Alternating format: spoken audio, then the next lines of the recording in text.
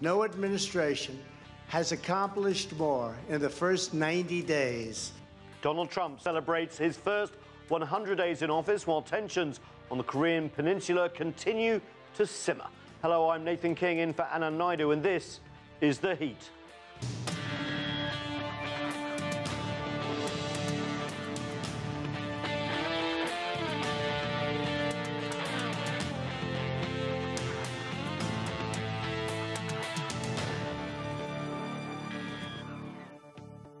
The standoff with the DPRK continues as the U.S. makes major moves to deploy its THAAD missile defense system to the Korean Peninsula. This week, U.S. President Trump sat down with the Reuters news agency where he had this to say about tensions with the DPRK. There's a chance that we could end up having a major conflict with North Korea. To discuss that potential conflict from Beijing, my colleague Tian Wei and host of CGTN's World Insight. And with me in the studio, Jenny Town. She's Assistant Director of the U.S. Korea Institute at the Johns Hopkins University. Tian Wei in Beijing, thanks so much for joining us. You know, we've heard so many different things in the last week or two when it comes to the U.S. administration about policy, when it comes to the DPRK. Where are we? Well, I think we are at a critical juncture. Some say crisis, it is also an opportunity. Earlier we have heard about whether there's a move of the aircraft carriers or not, a lot of confusion over there, but certainly there's also talk about the increase of sanctions toward the DPRK, and the Secretary of State, Mr. Tillerson, talking about that respect is not going to have for a country that is acting recklessly. But, you know, having said all of this, we are at an opportunity stage, I guess. After all of those tensions, there is the possibility that parties take actions toward a common goal, which is to denuclearize the Korean Peninsula. Chinese Foreign Minister Wang Yi at the UN Security Council meeting on Friday talked exactly about that, and he proposed once again China's dual track, and he suggested that this is the time when dialogue particularly need to be seriously considered.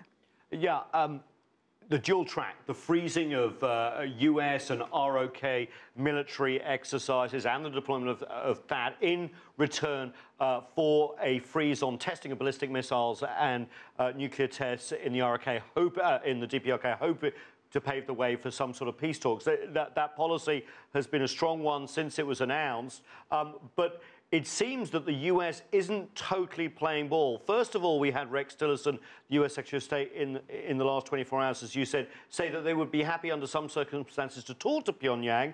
And then at that Security Council meeting that you were referring to, we heard this. All options for responding to future provocation must remain on the table.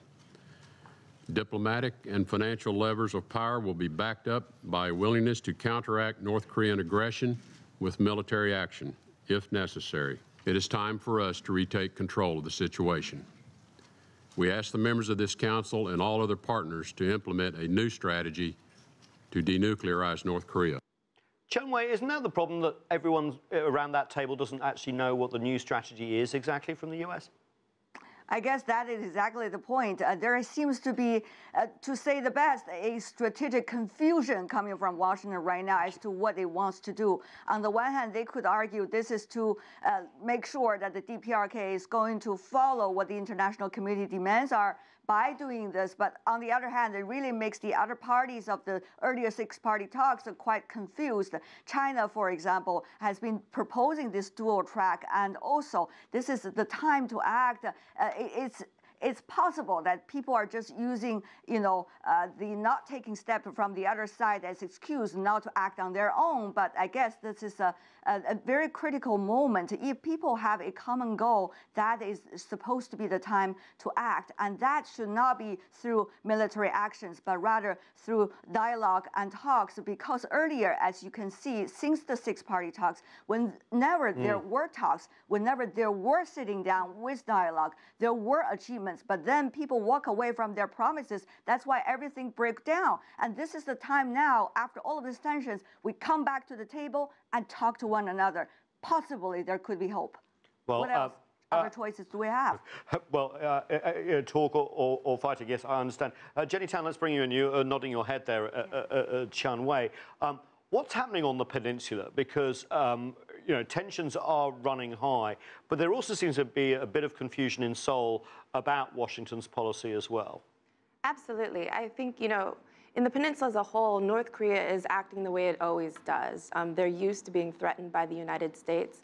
But that threat level has risen over the past, couple of weeks, especially because of this confusion of different parties saying different things, and the whole incident with the Carl Vinson group being mischaracterized what its mission is. The aircraft carrier that wasn't actually steaming towards the DPRK, but was actually thousands of miles away going in a different direction. Exactly. Yeah. And so there is a lot of confusion in Seoul. And I think there's also a lot of belief in Seoul that this is making the situation worse rather than better. And so I think, as Tian Wei said, this is really a time when negotiations are needed. I don't think the U.S. necessarily agrees to the formulation that has been put forward by the Chinese.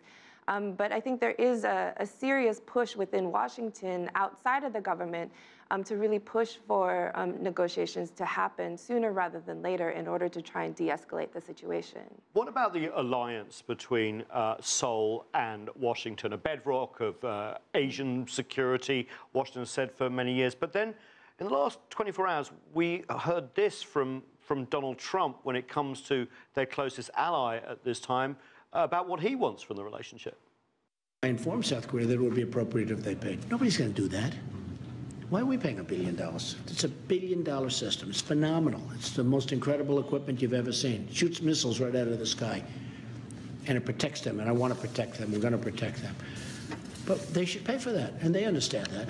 So that was Donald Trump saying that the ROK should pay the $1 billion for the THAAD deployment. He also went on to say he's going to renegotiate the free trade deal, the 5-year-old free trade deal between the ROK, at a time when they're going for elections, and this is going on. How does that affect things? It's very difficult because, on some level, the South Koreans, there is opposition to THAAD within South Korea amongst the public. And these kinds of comments don't help justify why South Korea has implemented THAAD. And there was a lot of pressure on South Korea to continue with this decision because it was a commitment made with the alliance. And so now for Trump to come in and say that the South Korea should pay for it when part of the commitment and part of the agreement was that the U.S. would pay for this first deployment, really puts this decision at a very awkward phase and really does play into the domestic politics as well, as the South Korean public gets very confused about what's happening and what the future of the U.S.-Korea alliance really is. And a left-leaning candidate who may win has questions about THAAD, so this could actually tip the scales. So Moon Jae-in has put forward that he would reconsider this policy, or at least relook at this policy if he is president, whereas Ahn Cheol-soo, for instance, has said that he would maintain this commitment. However, again, if the U.S. goes back on that, that might change Ahn's position as well, because it does really stir up a lot of resentment within the South Korean public. Tian Wei, is there a similar confusion in Beijing and elsewhere in terms of the new U.S. president's relationship with China? Because it's got very close very quickly, according to the U.S. president, in terms of his personal relationship with President Xi, but also some words he's been using in terms of, well, I won't do this on trade or currency because China is helping us on the DPRK. Is there evidence from where you're sitting in Beijing that Beijing is thinking differently about the DPRK because of Trump's pressure or friendship? Well, it is only common that countries seek a national interest in their relations with any other country. China certainly is sophisticated enough to understand this, that earlier during the campaign, President Trump was in a different mode, and now when he becomes the governing Trump, the president, he has a different whole set of issues to consider. Obviously, from apparent foe during the campaign to now apparent friend, and talking about having a lot of respect for President Xi Jinping, that should be encouraged, because once the two leaders, top leaders of two countries, could get to know each other better, it certainly is good for the bilateral relations. Having said that, though, I want to go back back to Jenny, what she mentioned earlier, a great point there that is causing a lot of confusion at this point, asking THAAD to be deployed at the same time paid by South Korea, because if, as far as I understand here from Beijing, the leading candidate was the Democratic Party with South Korea, Mr. Moon Jae-in. He proposed not to deploy THAAD before the new president comes into the office. And he has been thinking about and talking about reconsidering that specific deployment. So I think this is bringing a lot of different turmoil to an election that is already, experiencing a lot of dramatic stages, to say the least, in South Korea. Having said that, though, I think there is also the U.S. role. What exactly is it in that alliance? It is promising South Korea to protect South Korea, and yet with tensions ever itching up, you could see South Korea is the country that's really under a lot of threat coming from possible military actions coming from North Korea. And how is U.S. going to protect its allies by just bringing out all of these provocative words and probably some military provocative actions? Tian Wei, you can tell you're the host of World Insight, because that was going to be my next question to Jenny. Given the fact that the US has upped the pressure, Seoul is in the front line of any miscalculation, any military response by the North. How's that playing out in this whole calculation? On some level, the South Korean public is also very used to it. So, there's always been inter-Korean tensions. What I understand in Seoul is there isn't massive panic like there is in the U.S. Because of U.S. media coverage or Western media coverage of this issue has been a little bit frenzied. Whereas in Korea, they're much more used to this. It's a serious concern. They see it as a problem that the Trump administration is really fueling the flames. But at the same time, in the election cycle, it does matter, because in the past, or up until the past couple of weeks, the election has really been about the health of the South Korean economy. And so this has really now made it a security election. And so now these issues are kind of front and center. But it also complicates it when Trump says that he needs to renegotiate course FTA, because again, South Korean economy, the free trade agreement, because the South Korean economy also needs revitalization. And so it's very difficult, again, for the South Korean government to propose concessions on trade to the United States when they're trying to get, revitalize their own domestic economy. Great point. I want to just go back to Tian Wei in terms of Donald Trump here. He has said in the last 24 hours that he has some sort of empathy with Kim Jong-un in terms of running his country. The administration hasn't ruled out talks, even though we see military movements as well. If it happened, what would be the roadmap, if you like, from where we are now to an end to the confrontations that we've been seeing over the last decades on the Korean Peninsula? Could you see a Trump administration, obviously with help from Beijing and elsewhere in the region, getting to tackle these problems that haven't been tackled? You're shaking your head.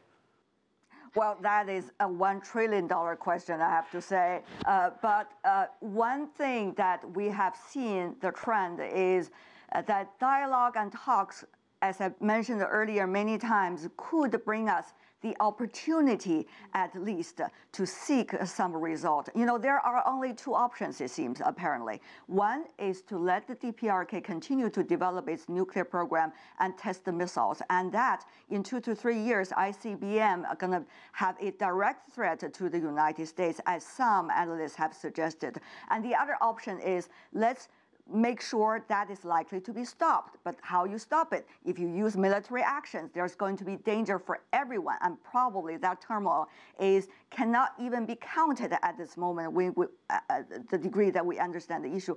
On the other hand, is to go to dialogues and talks. I think that's probably the best option. Of course, there will be zigzagging road and a lot of challenges ahead as a result, but that is certainly the only way. I want to mention one point earlier, just to follow what Jenny said about the THAAD development, because it also suggests a very dangerous direction, that countries are looking at their own interests only and lose sight of the overall goal that all the 6 parties earlier should have, which is to seek a common ground.